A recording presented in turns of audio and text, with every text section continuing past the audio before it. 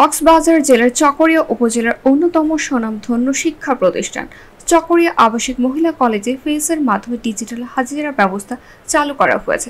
গতকাল 24 সেপ্টেম্বর চকরিয়া মহিলা কলেজে ভারপ্রাপ্ত অধ্যক্ষ জুবাইদুল হক তার ভেরিফাইড ফেসবুকে বিষয়টি নিশ্চিত করেন।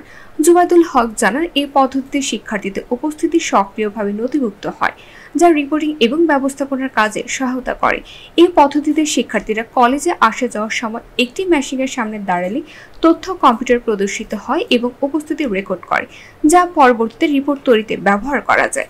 একইভাবে শিক্ষকদের উপস্থিতি নিশ্চিত করতে এই ডিজিটাল পদ্ধতি খুবই কার্যকরী ভূমিকা রাখবে বলে জানান তিনি আরও জানান, যখন কোনো শিক্ষার্থী মেশিনের সামনে দাঁড়ান তখন তার মুখমণ্ডল শনাক্ত করা হয় এবং সক্রিয়ভাবে তার উপস্থিতি কম্পিউটারে নথিভুক্ত হয়।